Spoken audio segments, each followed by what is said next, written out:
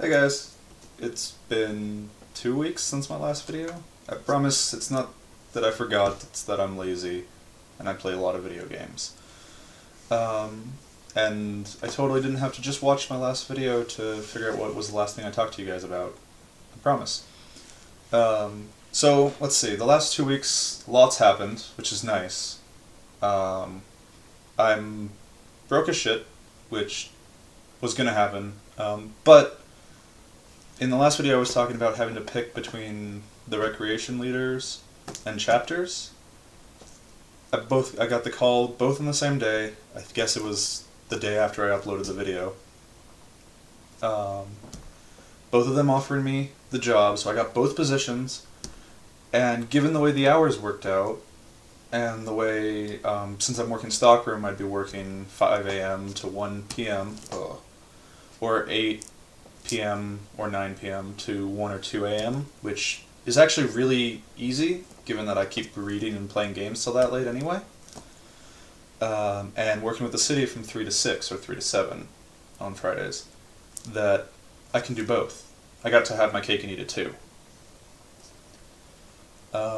So far I've only been working at chapters. I need to recertify for CPR and first aid because my American Heart Association training didn't give me a card, and so they're like, well, go recertify.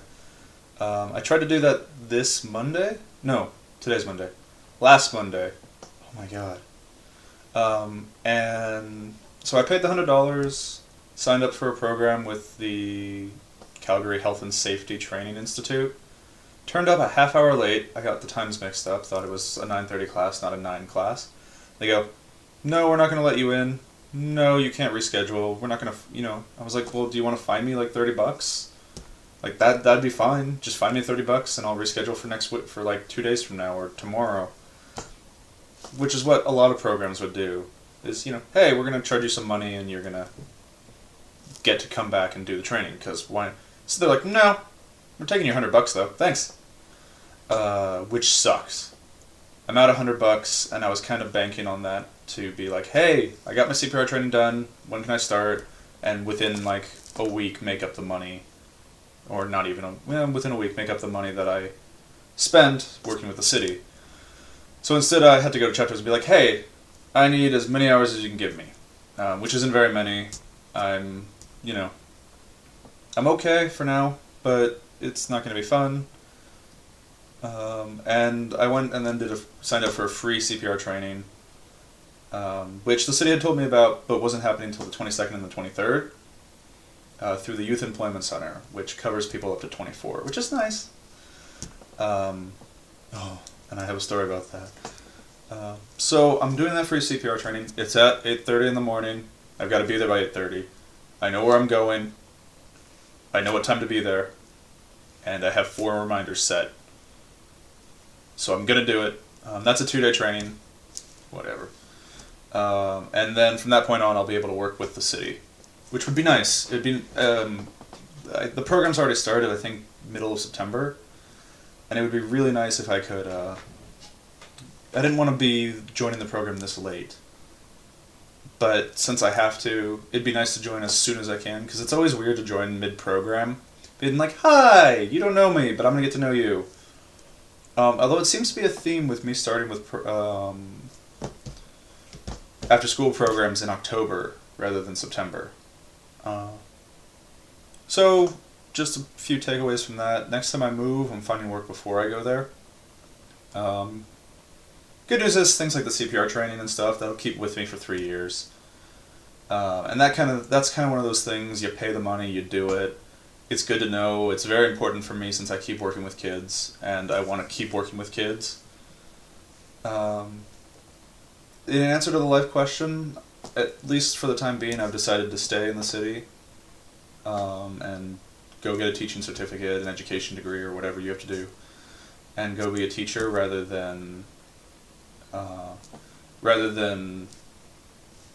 go for a PhD right away. In part because the best 2 options I had for professors, one of the one I would love to do that, but I can't do it for a few years, and the other one never got back to me. And almost every other professor was like, not my field, not my thing.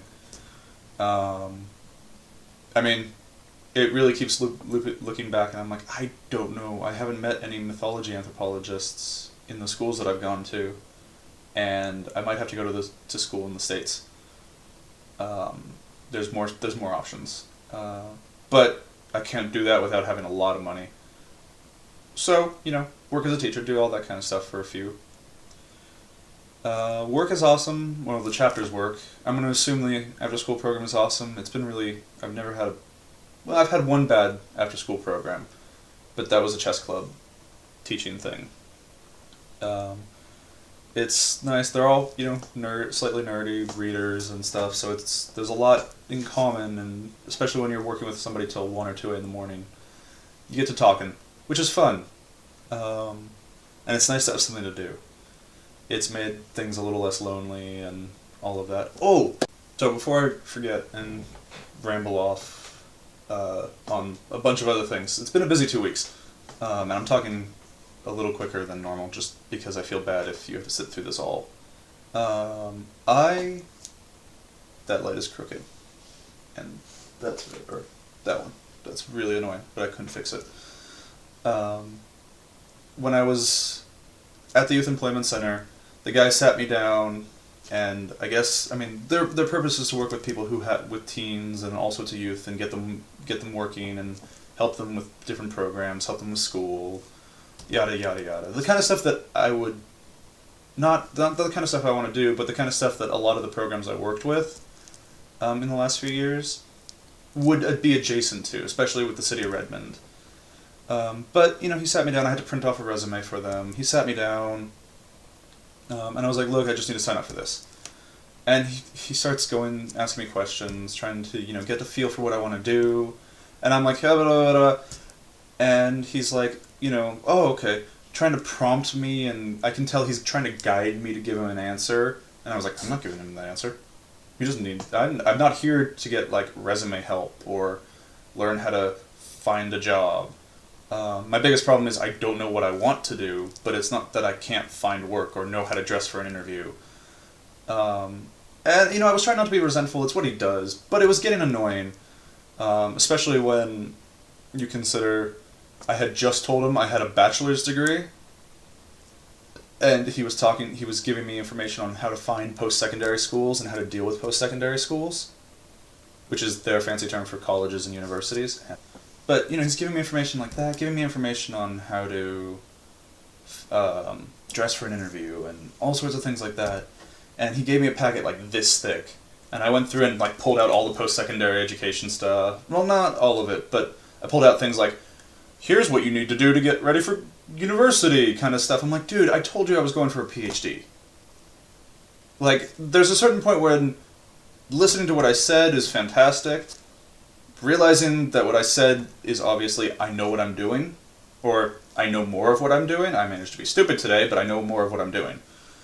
And I'm not saying that some of the information wasn't useful. I know the minimum wage in the city, and I know, he gave me some things about, basic laws that everybody should know, that you grow up knowing when you grow up in a place, which was nice. But that was all midweek. That kind of stunk. It was a bit of a stinker of a week because of that, but work was fun, actually fun, not just oh yeah, great. It's nice. One of my favorite authors, Patrick Rothfuss, has a whole section about the library and how they're always losing stuff. Not losing stuff, but things get lost and misplaced and then they disappear. And I always thought it was a little silly and a little how could you lose books like that? We had to do something called returns, which is taking books off the shelves and we mail them back to the publishers and they get destroyed or, refunded with school. It's just books that didn't sell and have been on the shelves too long. We have to clear inventory somehow. And holy crap, sections that aren't alphabetized or properly organized, because there's always a few sections where it's none of these have a name, shove. And we're all guilty of it. And it's one of those things where everybody just kind of knows it's a thing. But even sections that are modestly organized but not fully organized, it's impossible. It takes 10 minutes to find one item sometimes. It's a little silly. Also, it's kind of fun. It's a really interesting feeling to be oh, I understand how they did this. The other big event, well, one of the few other big events, was that I went, not this Sunday, last Sunday, to FallCon, which is a board game and tabletop gaming convention that the city of Calgary has. Apparently, they're on like FallCon 27, so 27 years, I think, which is ridiculous because it's about a 500-person convention. It's out of the convention center I can't remember the name of. You'd think I'd be better prepared. But it was a bit of a ways. I had to take a train all the way to the northeast side of the city and then walk about 10 minutes to get to the center. So that might be part of it. It might be a location. It's a big, beautiful center that happens to be a pain in the ass to get to if you're not by car. I showed up. I had bought a Sunday pass because I didn't know what it was. I didn't want to waste the time, and it turned out to be a good thing because I worked both Friday and Saturday. So not having that pass, not having a Saturday or Friday pass would have was nice because it means I didn't burn money. $30. So I went, and it was just one room of board games. It's essentially the free play room of PAX. Oh, it's a bit bigger than that, but it's not even the size of the line room for PAX, which is the main theater for SoccerCon. So there's that. But that was fun. There was all sorts of people playing games, and my favorite thing is all the sorts of kids playing games, and you can tell this is definitely a community that's been around for a while, because the kids were playing games. They would randomly go up to somebody else, some other kid, and you could tell that they knew each other, and they would play games. Not many of them. There was only a few that, did this, but I was like, oh.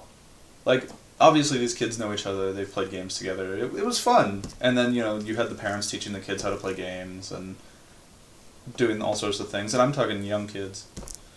And that was fun, and they gave me a little cone so that I could walk around and be like, hey, I need people to play with, because the whole board gaming scene up here, and I remember this being a problem a bit at PAX, but it always feels a little tighter up here, or a little more, you go to those things with friends. You go play board games with friends. You go to the convention and you sit down and you play with friends, and nobody ever said, no, I don't want to play with you, but, they looked busy. They had their games going. And there was not a lot of like, hey, anybody who needs a partner, come over here, I want to play something, other than this orange cone. I need to figure out a way to make my camera zoom out. And that's been the problem at every game. I went to the game night at the Century Box, and that was a huge problem, was that they had come, they knew what they were going to play, they played like Game of Thrones, which is awesome, but it was that group of guys. It's hard to break into a new gaming community. They just seem to be very, not closed off, but they tend to insulate themselves, and they're not mean or unfriendly or unkind or even deliberate, but they kind of give off that pushback a little bit. That's going to really bug me, but not as much as it's going to bug some of you. As opposed to going to the pub for the Sunday game nights, where it's a little more open. There's still a group of people who come and sit in the back and they play a role-playing game together. Like, that's their meetup. Which is actually kind of cool. Like, I wouldn't mind doing that at a pub. Especially one that's just like, yeah, go ahead, come on in. But, that tends to get a nicer spread on gender and a nicer spread on people rather than going to, like, the Century Box. And they tend to be a little more like, hey, we're here to meet people, so come play our games. Which isn't to say, again, that nobody's been mean to me, and it could just be me being like, oh. That was the other really fun thing I did. And then this Saturday, I managed to go back I missed a week of the writing group because I had work, and I wanted the hours because it's hours. But this week, I met a guy who is writing about the Syrian Civil War through fiction, while he has family there, and friends there, and people he knows. And he was talking about how he's trying to tell the real story, and trying to explain how part of it is the government, and without exposing them to reprisals, and exposing them to, being beaten up. He was telling stories of outspoken artists whose grandmothers, that was the word, whose grandmothers were beaten, 80-year-olds, or mothers were beaten, who were like 75 or something, Not the same person, obviously. Um, and it's just kind of like, you're like, what? I write pretty words about fun stuff. And he was talking about how science fiction might be his way to go, you know? Because that way he can criticize the government as much as he wants, but because it's a work of fiction, it's obviously a work of fiction. Um, and that was nice. Obviously, it's nice to see the people I've seen before. And I'm starting to get to know a few people, but it was really cool to see like that at this group. You know, that's just like one thing that somebody's doing, and we were like, well, we write stories, which is a very equally valid thing, but it doesn't. You know, when you hear that story and then you're like, I write sci-fi, I write for fun. I'm not spreading a message or anything.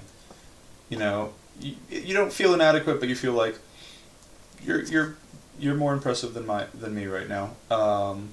And it's silly because he's like, oh, that's really cool. Tell me about it as well.